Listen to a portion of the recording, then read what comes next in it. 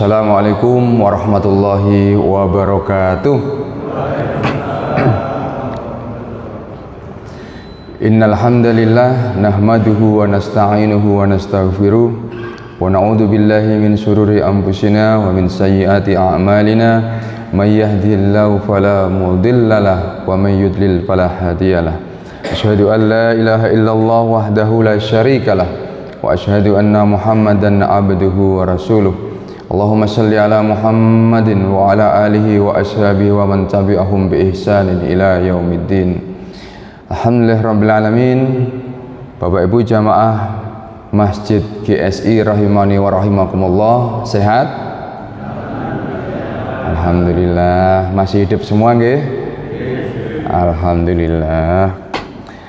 Saya dari tadi nunggu pantun sebenarnya. Biasanya di sini ada pantun nggih.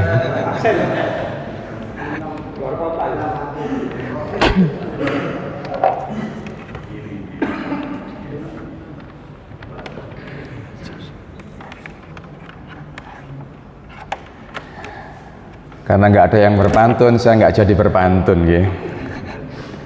Tapi nggak apa-apa. Bulan Rajab bulan berkah. Biasa dijawab cakep nih. Bulan Rajab bulan yang berkah. Berduyun-duyun jamaah pergi ke masjid.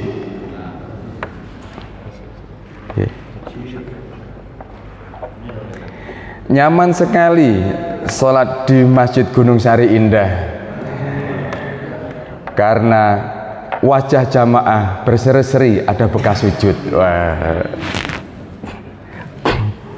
Baik Bapak Ibu sekalian, alhamdulillah pada subuh ini kita akan belajar bersama, kita akan berdiskusi bersama tentang tema yang kebetulan ini pas momentumnya, yaitu tahun baru.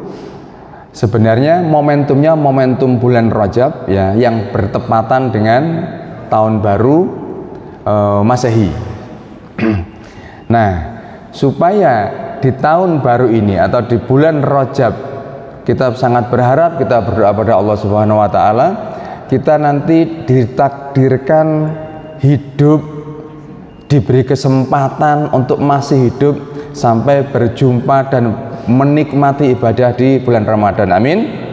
Amin. Allahumma amin. Nah, pagi hari ini kita akan belajar bersama bagaimana supaya di tahun ini itu hidup kita semakin hidup. Nah, apakah kita nggak hidup? Kita hidup.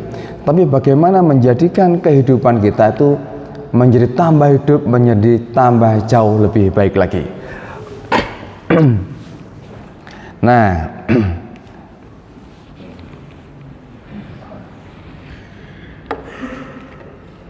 sebentar.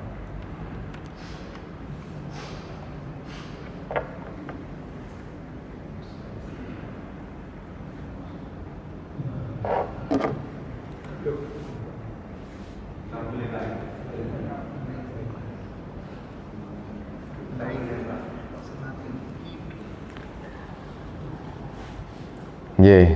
Jadi konteksnya subuh ini adalah kajian motivasi, nggih. Bagaimana kita termotivasi untuk semakin hidup semuanya, nggih. Jadi jangan sampai pikirannya aneh-aneh ya. Hidup yang mana ini ya? Berarti pokoknya hidup semuanya ya.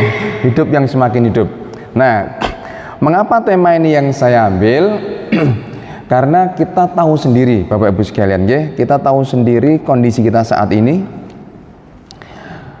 Ini real dan fakta yang sedang berada di tengah-tengah kita, gitu ya.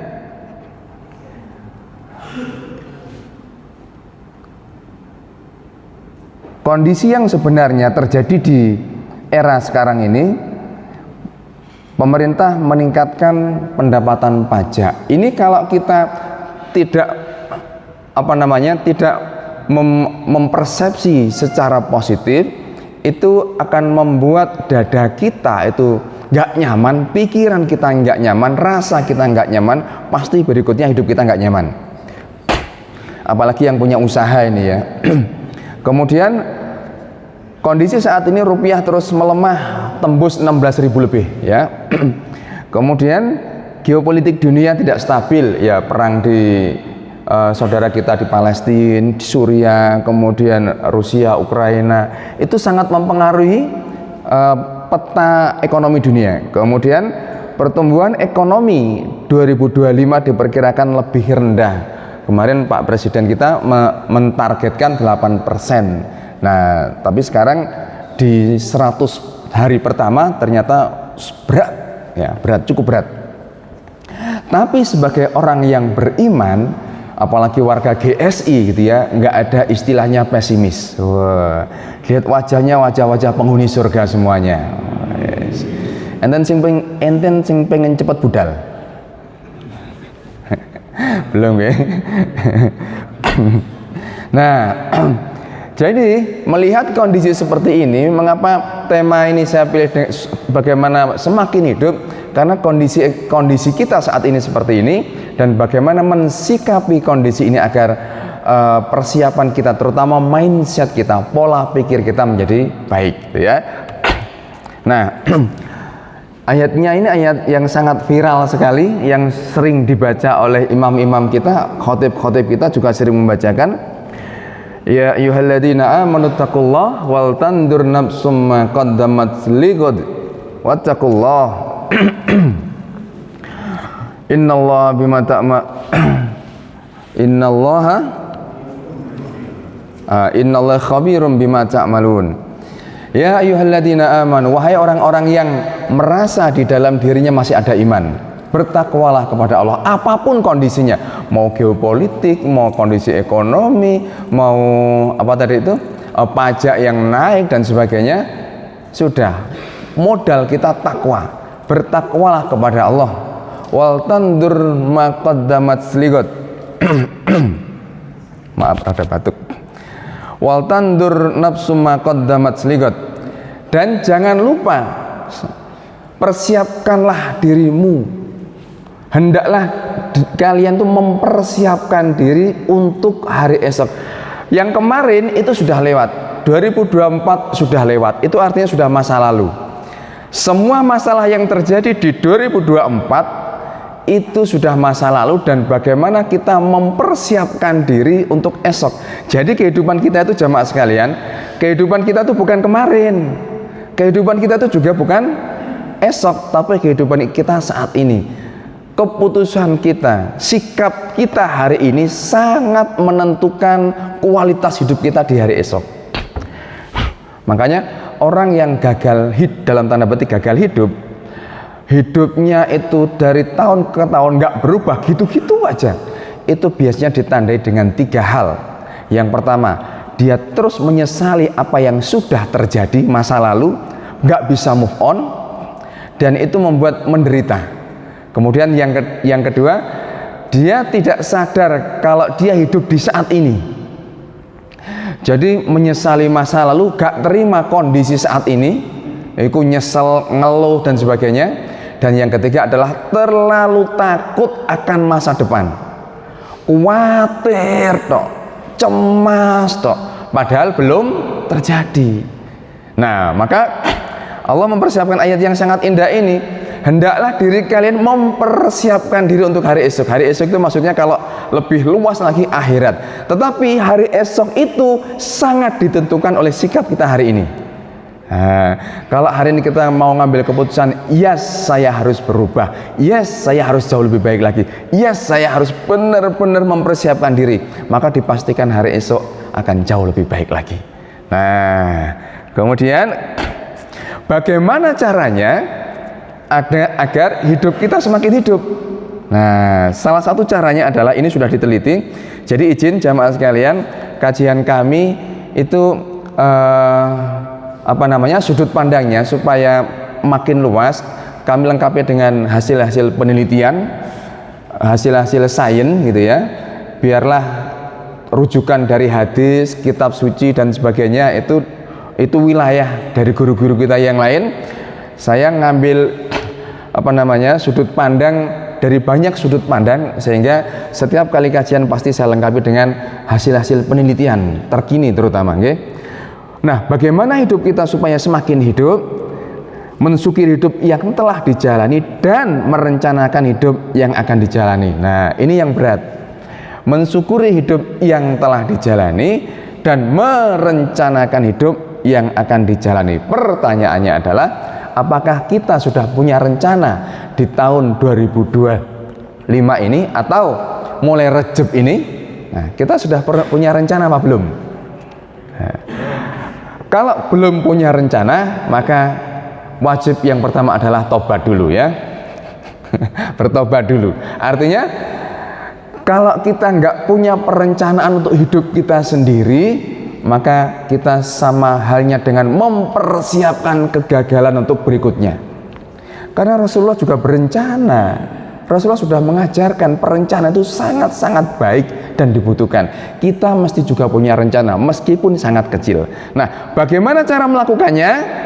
Nah, ini diteliti oleh Robert K. Cooper. Kalau kita itu pengen punya hasil akhir atau nasib, ini bahasa mereka nggih. Bahasa mereka, kalau kita pengen punya masa depan yang jauh lebih baik, punya hasil yang jauh lebih baik, dalam tanda petik punya nasib yang berbeda dari tahun yang kemarin, maka ini rumusannya berdasarkan penelitian yang sekarang sudah dikembangkan luar biasa.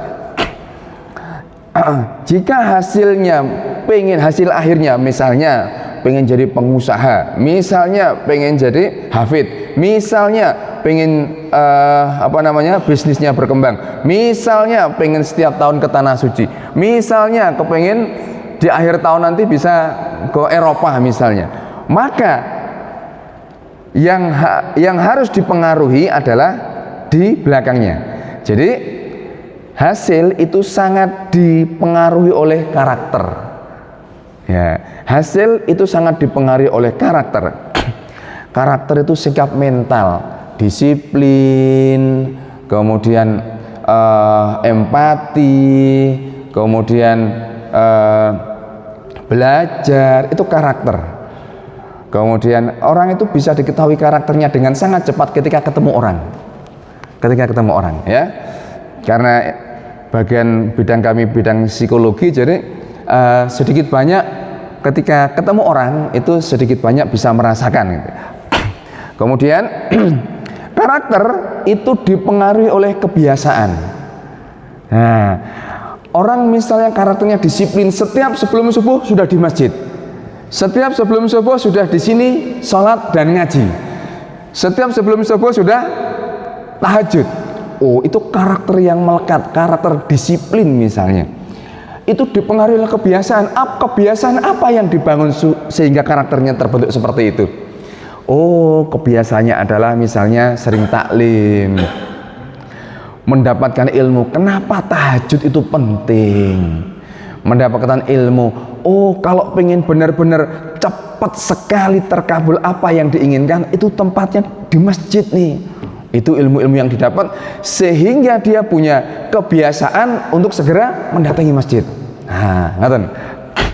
Kemudian karakter itu dipengaruhi oleh tindakan kita, tindakan itu dipengaruhi oleh pikiran, dan pikiran dipengaruhi oleh perasaan. Nah, biasanya kalau membahas ini saya 1 semester nggih. Maka pagi hari ini kita akan membahas dari yang paling ujung.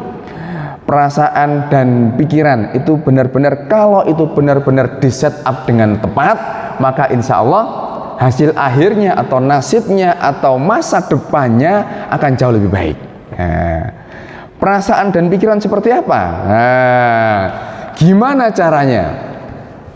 Yang pertama yang harus kita lakukan adalah supaya tahun 2025 ini bisa jauh lebih baik lagi, semakin hidup, dan supaya perasaan dan pikiran yang sebagai pondasi untuk menentukan hasil akhir ini tepat, maka yang pertama yang harus dilakukan adalah ini, buang kotoran hati dan pikiran. Nah, kotoran hati itu Masya Allah, ini kitab-kitabnya sudah sangat banyak ya, kalau dibahas ini bisa 2-3 kajian, tapi ini saya nyepil sedikit.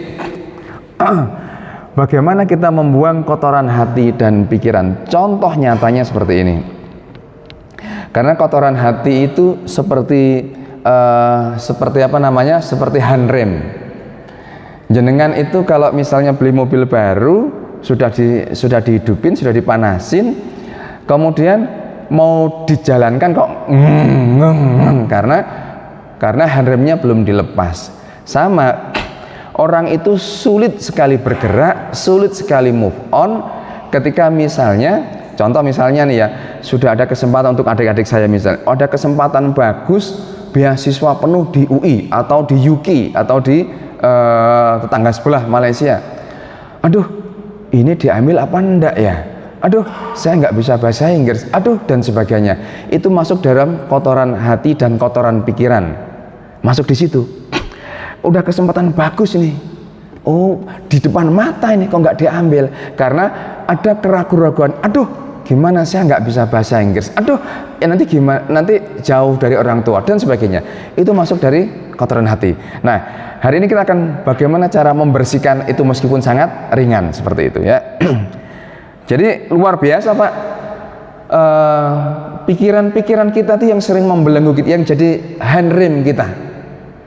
Contoh lagi misalnya di sini ada program satu hari satu ayat, menghafalkan satu hari satu ayat. Waduh, aku wis tuwa, waduh aku gak iso moco dan sebagainya. Oh, ini handrem. Harusnya jenengan bisa hafal meskipun dimulai dari satu ayat, tapi ada pikiran yang mengganggu. Ini namanya handrem pikiran. Seperti itu. Jenengan harusnya melihat Bu siapa ya? 75 tahun akhirnya hafid Quran 30 juz. Belajarnya mulai usia berapa? Mulai usia 65 tahun. Masya Allah. Nah, gimana cara membuang kotoran hati dan pikiran? Ini contoh sederhana nih ya, contoh sederhana. Kita harus mengidentifikasi keyakinan negatif yang dimiliki. Contoh keyakinan negatif, saya tidak punya bakat untuk berbicara, saya tidak punya bakat untuk ngomong di depan seperti ini, saya nggak bisa bahasa Inggris misalnya, saya sulit kalau diminta ngejelasin sesuatu. Ini namanya pikiran negatif. Padahal tidak menjelek-jelekkan orang, diri sendiri, tapi ini masuk pikiran negatif ya. Saya tidak punya bakat, saya tidak punya, saya introvert, saya pemalu dan sebagainya. Ini pikiran negatif. Kemudian bagaimana cara membuangnya? Ganti kata-kata negatif dengan afirmasi positif. Ganti yang bawahnya itu, harus diganti. Cara gantinya gimana? Oh, kemampuan bicara itu bisa dilatih oleh siapapun. Nah, ada teman saya itu dulu beliau kerja di Lemhanas. Dulu pemalu. Waduh, ngomong aja, apalagi suruh berdiri di depan orang, apalagi suruh ngasih kajian, gemeter semua, keringat dingin, luar biasa. Sekarang beliau itu sudah jadi pengajar di Lemhanas. Belajarnya baru 2 tahun. 1 tahun pertama dipaksa terus tampil. Tahun berikutnya sekarang jadi pengajar pilihan. Beliau bilang begini, dulu lidahku kaku, sekarang lidahku laku. Dulu lidahku kaku, sekarang lidahku sudah laku. Karena beliau membuang pikiran-pikiran negatif dalam dirinya. Saya nggak bisa, saya pemalu, saya introvert. Diganti, saya kemampuan bicara itu bisa dilatih. Saya bisa berdiri di depan banyak orang, terus diafirmasi seperti itu. Contoh misalnya, Bah, ayo ngaji bareng yuk, ayo kita punya target Ramadan hafal An-Naba. Wah, misal siapa yang sanggup? Sanggup semuanya. Baru pertemuan pertama, pertemuan kedua merotoli, aduh kok wangil yo, aduh kok lidahku kaku ya. Nah, ini pikiran-pikiran negatif. Harus benar-benar mulai dipaksa. Kami pernah mendampingi purnawirawan polisi. Beliau itu setelah purna tugas, dulu waktu masih dinas waduh, wah gawagah gitu, ketemu orang encong, nggak mau noleh ya. Waduh, pokoknya dengan mobil dinasnya yang luar biasa, padahal milik pemerintah gitu ya. Kemudian setelah purna tugas, mulai mentalnya nggak siap, mulai ya sindrom. Kebetulan saya ngajar di hampir semua BUMN, terutama orang-orang yang mau pensiun, mentalnya disiapkan, spiritualnya dikuatkan. Nah, beliau apa ya? Alhamdulillah mau ke masjid, kemudian sakit karena belum mampu seperti itu, karena mentalnya belum siap. Nah, kemudian ketika sakit, kita jenguk dan kita ajak ke masjid. Itu 2 tahun yang lalu. Kemudian hampir kalau saya pas di rumah, beliau ketemu saya, beliau benar-benar pengen belajar. Kemudian setiap hari 1 ayat, Bah. Dan pelat, Bah. Maaf, bicaranya tuh nggak jelas, nggak bisa bunyi R. Setiap hari, Bah, ketemu. Ustadz, tolong ya setiap hari. Oh nggih, pokoknya syaratnya satu apa? Jenengan harus jujur. Nah, saya hanya bilang gitu, pokoknya jenengan harus jujur. Oh ya, nggih. Dan tolong tirukan kata-kata saya. Amma yatasaalun. Diulang-ulang.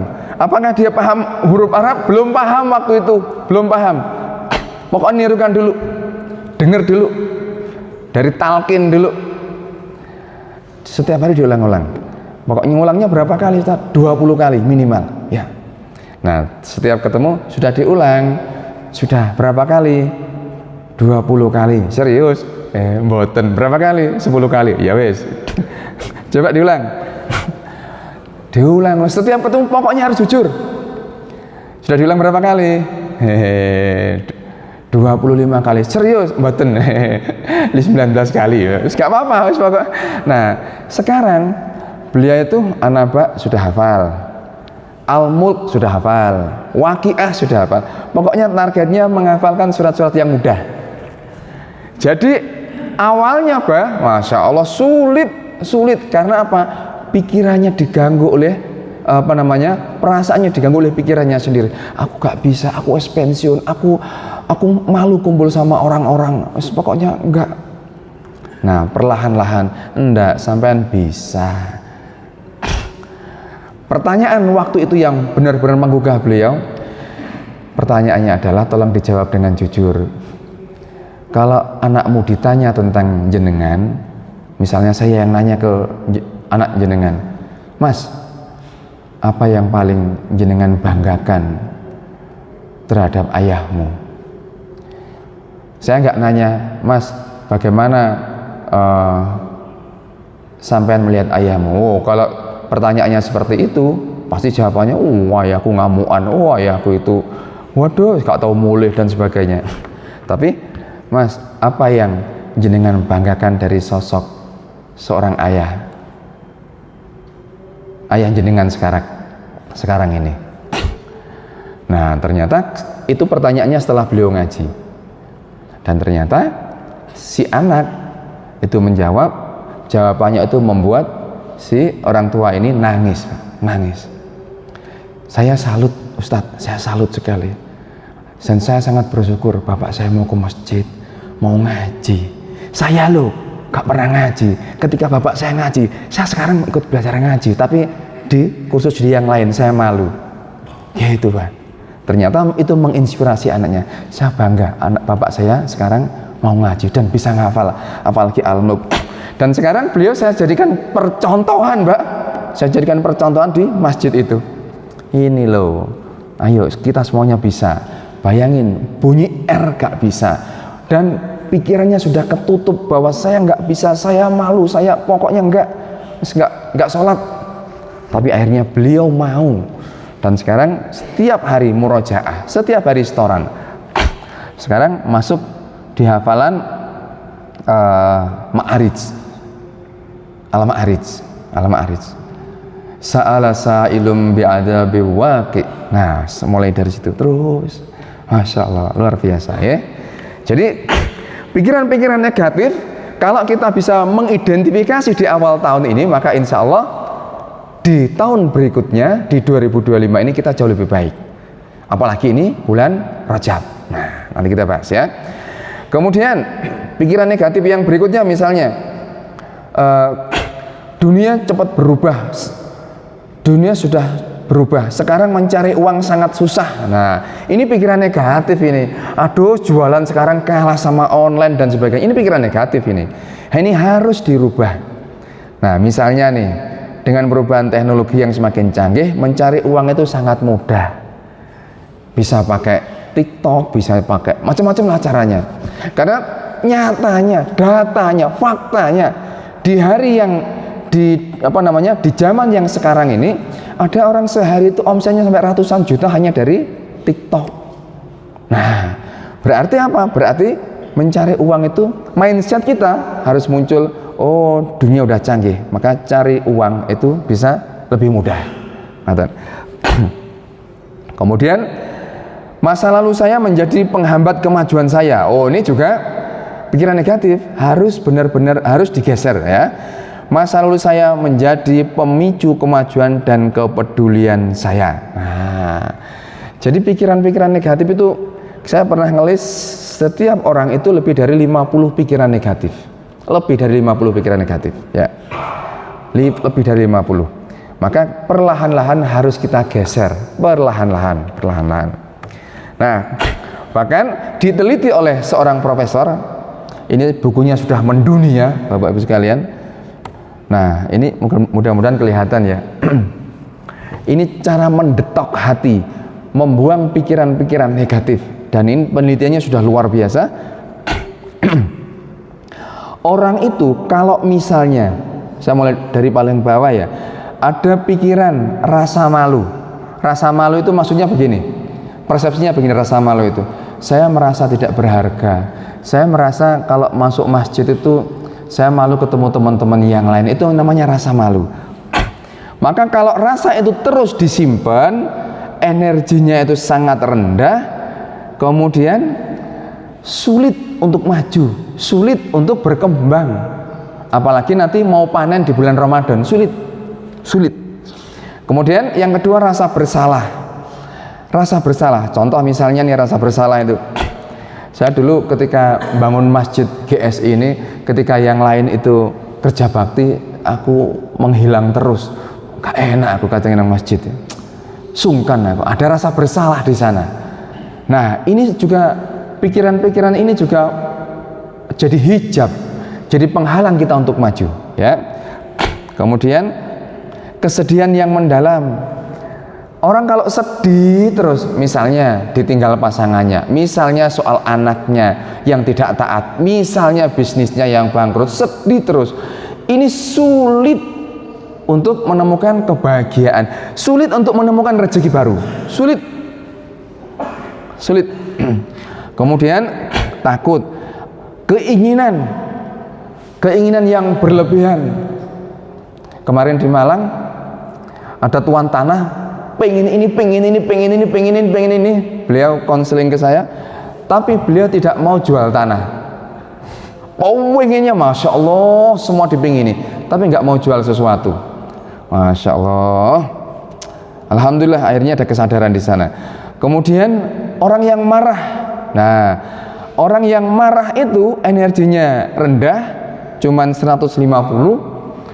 Kalau orang marah atau sering marah, sulit untuk berkembang, apalagi nanti mau panen di bulan Ramadan, sulit.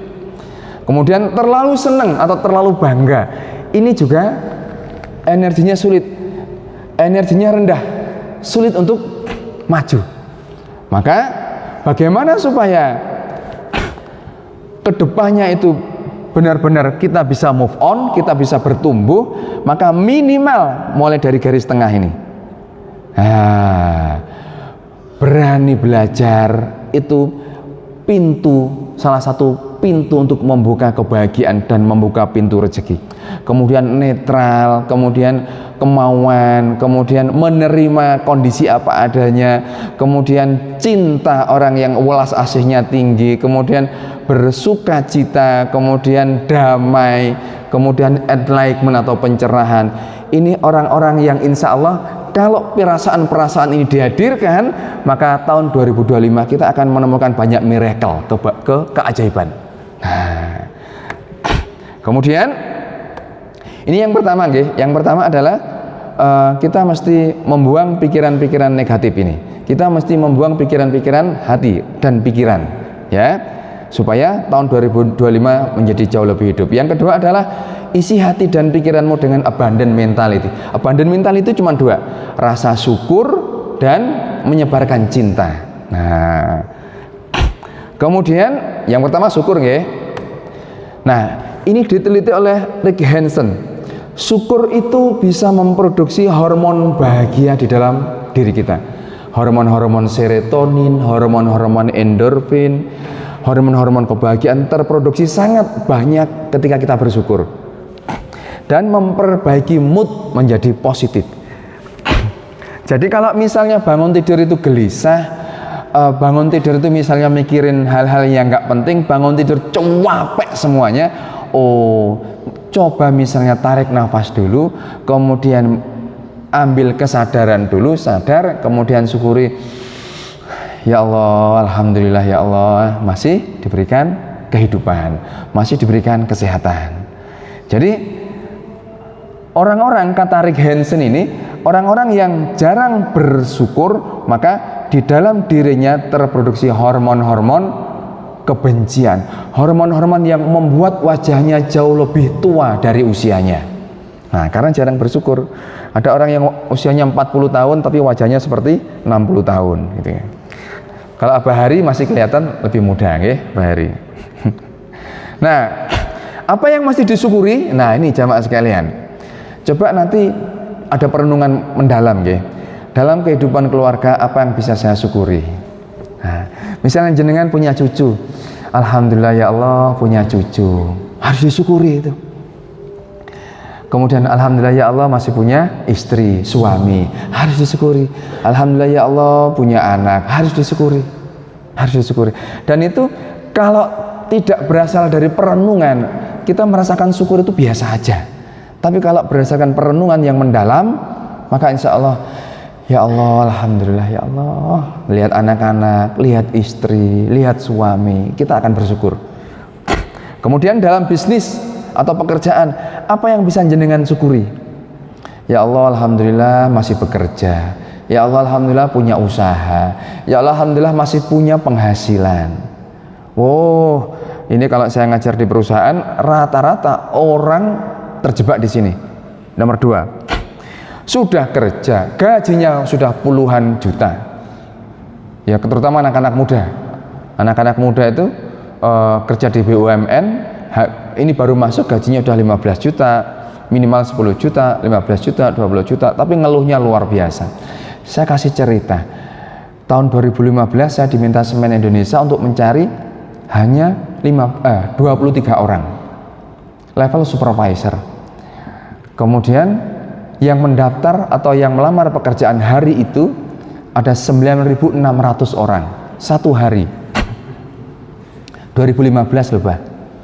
Saya hanya butuh 23 orang. Dan ternyata apa?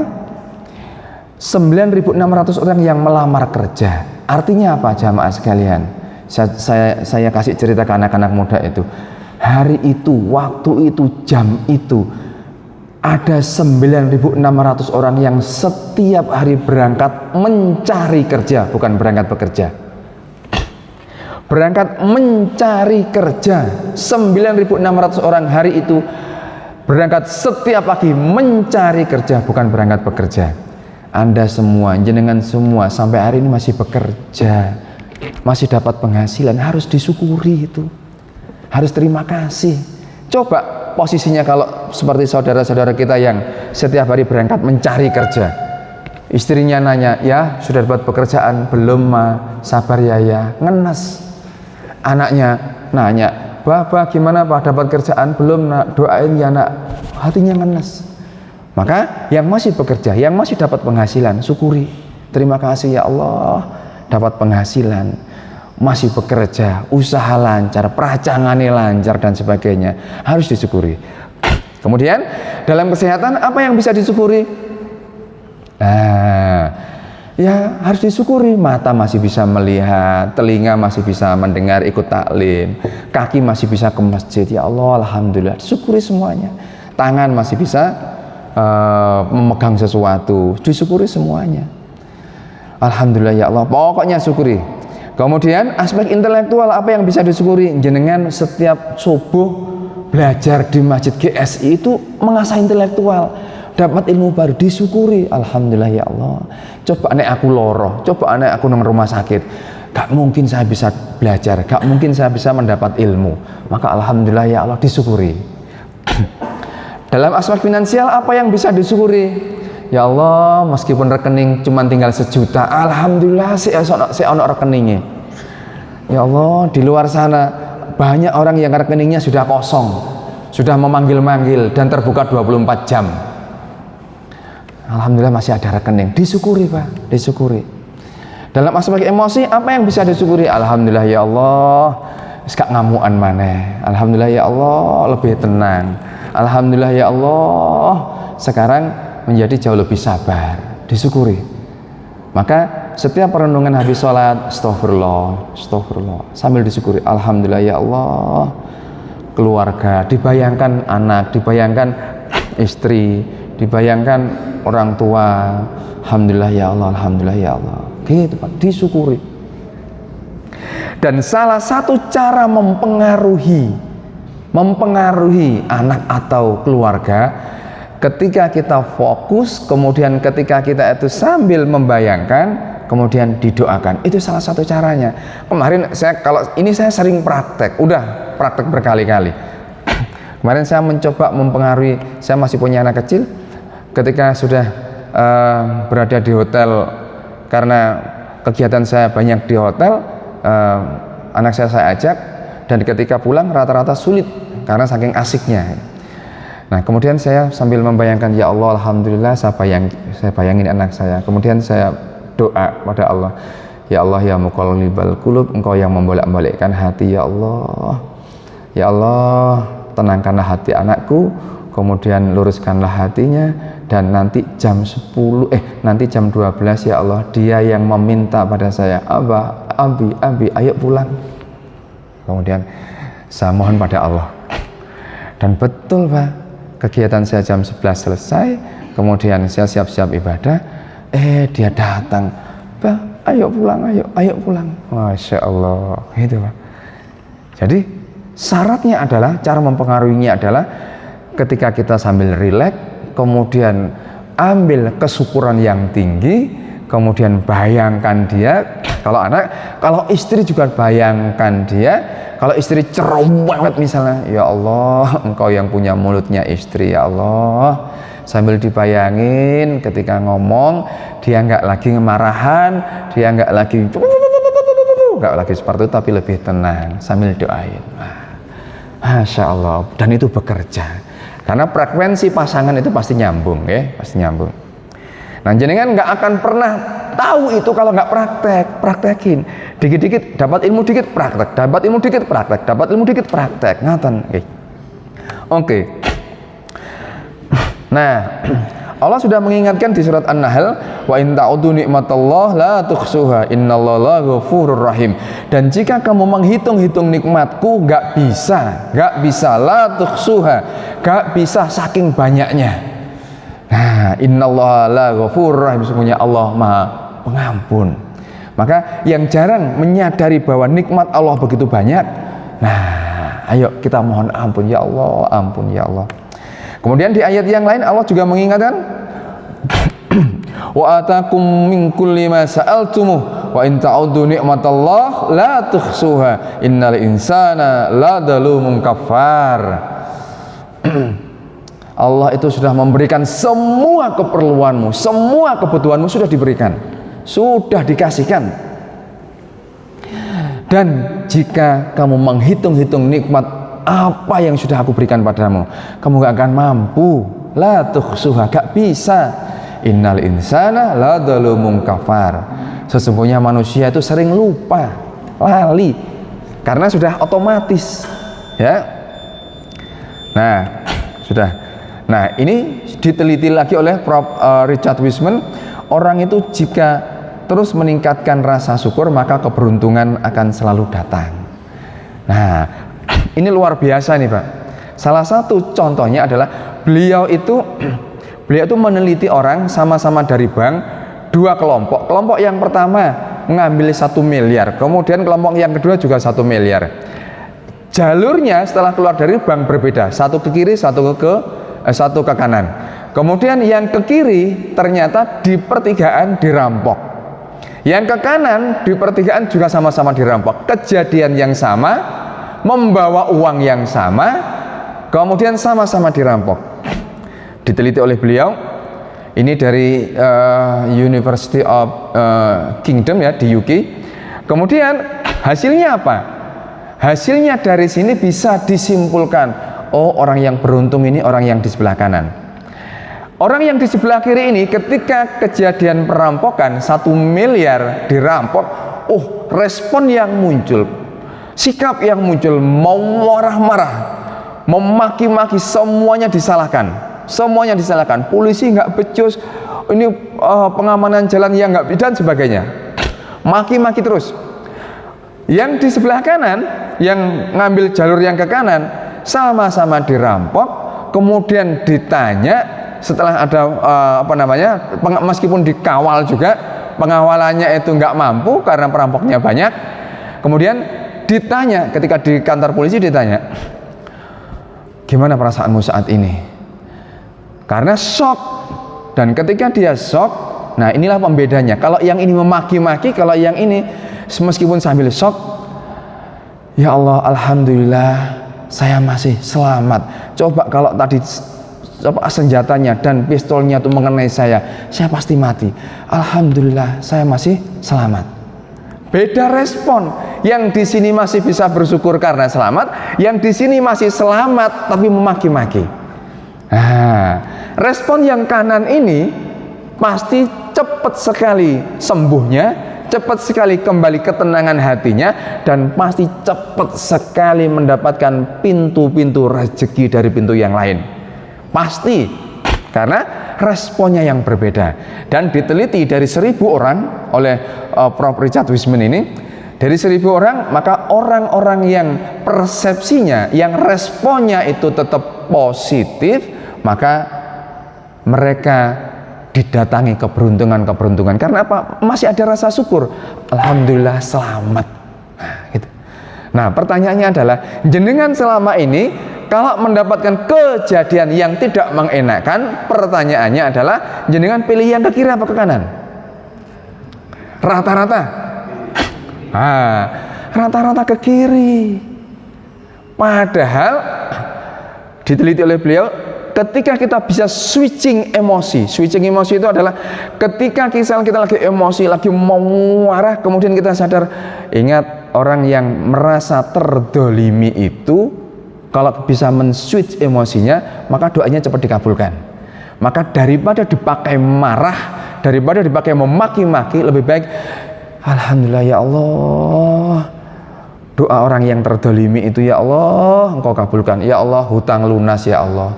Ya Allah, hutang lunas ya Allah. Ya Allah, hutang lunas. Boleh? Boleh apa boleh? Boleh. Dan doa orang terdolimi itu cepat dikabulkan. Daripada memaki-maki, daripada marah-marah, lebih baik pakai doa. Switching emosi. Kata beliau, kalau dipakai switching, maka betul semesta itu merespon, maka dia akan didatangi keberuntungan. Gak percaya, buktikan sendiri. Setiap mau marah, gak situ, gak jadi. Langsung doa. Ya Allah, doa. Ya Allah, mudah-mudahan ya Allah anakku keterima di ITB. Doa, Pak. Ya Allah, mudah-mudahan ya Allah. Misalnya ada orang sing utang gak bayar ditagih ngamuk. Wah, ya Allah, gak nyuwaman, kudu emosi ae. Wis utang ditagih ngamuk. Wah, pakai doa. Wis gak gelem bayar ngamuk ae. Justru sing hutang lebih galak. Nah, doa, dipakai doa, Pak. Nah, salah satu cara praktek syukur itu adalah membuat jurnal syukur dan mendoakan banyak orang. Nah, seperti ini, ketemu salaman, doain, salaman, assalamualaikum, salam, alhamdulillah, mudah-mudahan sehat terus ya, rezekinya lancar, amin. Nah, itu prakteknya seperti itu, Pak. Kalau saya prakteknya, guru saya tuh dulu mengajarkan, coba kamu harus mendoakan 100 orang dan itu setiap hari namanya disebut. Latihannya ngoten kula. Prakteknya ngoten. Jadi setiap hari saya ngelis nama, kemudian satu persatu saya bayangkan orangnya. Ya Allah, meskipun orangnya bencekno, ya Allah, benceknone dibianterkan, buanter bencekno. Ya Allah, meskipun orang ini ya Allah, kadang-kadang itu bencekno ya Allah. Saya yakin setiap orang itu baik ya Allah. Setiap orang itu punya hati yang baik dan Engkau yang maha membolak-balikkan hati. Karena kita nggak akan pernah tahu akhir masa depan orang itu seperti apa. Maka tugas kita mendoakan. Dan kalau kita terus atau sering mendoakan orang, banyak orang apalagi disebut namanya, maka luar biasa Pak. Kita akan menarik keberuntungan-keberuntungan dalam kehidupan kita. Ini menurut penelitian Prof. Richard Wiseman. Maka praktekin mulai besok. Doain anak, doain istri, doain orang tua, doain sesama, doain jamaah ini satu persatu. Ya Allah, benar jenengan akan jauh lebih sehat, jenengan akan jauh lebih bahagia. Wes bener praktekin. Praktekin 2 minggu saja. Yes. 2 minggu saja. Jadi praktek yang pertama adalah setiap hari bersyukur. Praktek yang kedua adalah mendoakan dengan penuh cinta. Mendoakan, di list namanya, disebutkan namanya. Abah Hari, terus yang lain siapa lagi? Abah Haryanto, siapa lagi? Terus seperti itu. Mau dibacakan Al-Fatihah boleh, atau doa yang lain juga boleh. Terus seperti itu. 2 minggu saja.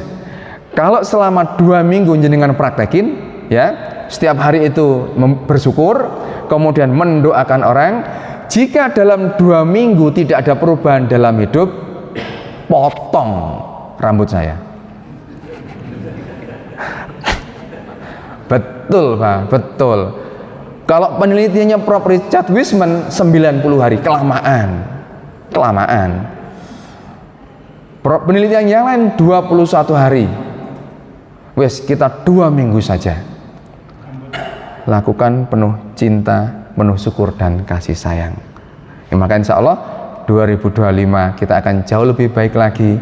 Dan insya Allah 2025 kita akan jauh lebih bertumbuh lagi. Kita akan menjadi pribadi yang berbeda. Dan yang terakhir, super terakhir, jemput kebahagiaan kita dan kesuksesan kita itu mulai bulan Rajab ini. Ayo kita jemput. Ibnu Rajab itu pernah mengatakan, Rajab itu saat tepat untuk bertanam. Sya'ban saat tepat untuk mulai menyiram. Dan Ramadan saat tepat untuk panen. Jadi kalau kita nggak pernah menanam, kita jangan berharap bisa panen. Orang berlomba-lomba, maaf, berlomba-lomba mencari keberkahan di 10 hari terakhir, tiba-tiba bedundu ujuk-ujuk. Mohon maaf, kalau itu tidak dibangun, kalau kita nggak nanam dulu, bagaimana kita bisa panen? Maka di Rajab ini, bulan haram, salah satu bulan haram ini, ayo, itulah kenapa Allah mengharamkan berperang. Allah mengharamkan kita itu melakukan kemaksiatan, karena luar biasa. Maka di bulan ini, ayo momentum yang tepat, pas tahun baru. Maka terus tebarkanlah cinta, ketemu siapapun itu saling sapa dan ingat senyum, kemudian jabat tangan saling mendoakan. Kemudian tingkatkanlah amalan-amalan yang lain, misalnya nih komitmen untuk tahun baru ini apa ya hal baru yang akan saya munculkan. Pokoknya setiap hari saya harus tahajud, setiap hari, sudah harga mati misalnya. Nah, itu adalah habit baru yang harus dimunculkan. Atau setelah tahajud aku harus ngaji. Nah, itu adalah habit baru yang harus dimunculkan. Kalau itu dimunculkan, terutama di momentum di bulan Rajab ini, sama halnya kita menanam. Kita menanam terus, tahajud, ngaji. Kemudian di Syaban, terus kita latih itu, kita tingkatkan intelektual kita, belajar terus. Maka siap-siaplah di Ramadan kita akan panen. Kita menjalani Ramadan itu akan senang, pasti senang, happy, bahagia. Ya Allah, Ramadan Tapi kalau kita nggak nanam dulu, aduh besok puasa, aduh gak kuat aku nek poso, aduh lemes iki, ya Allah ya apa ya, aku duwe emah, aku duwe gak kerja ya apa iki. Nah padahal kalau kita mau panen keajaiban, ya kita tanam sekarang ini, Ramadan kita akan berlimpah keajaiban yang akan kita dapatkan. Maka terakhir jamaah sekalian, ayo sekali lagi momentum Rajab kita jadikan, kita ambil sikap hal baik apa yang akan saya laksanakan mulai tahun baru momentum Rajab, dan itu jadi amal spesial saya yang belum pernah saya lakukan. Tahajud misalnya setiap malam terus lakukan, ngaji misalnya, taklim seperti ini. Maka insya Allah Sya'ban tumbuhan ini sudah tumbuh, dipupuk terus, insya Allah Ramadan kita akan menjadi pribadi yang berbeda, dan di tahun 2025 sampai Desember nanti kita menjadi pribadi yang baru, karena sekarang kita ambil momentum. Pribadi yang baru ini akan terus bertumbuh, dan ketemu siapapun pasti orang lain senang karena kita menjadi pribadi yang baru, pribadi yang penuh cinta, pribadi yang penuh keberlimpahan berkah dari Allah Subhanahu wa taala. Itu yang bisa kami sampaikan. Matur suwun dan terima kasih. Wala afu minkum. Assalamualaikum warahmatullahi wabarakatuh.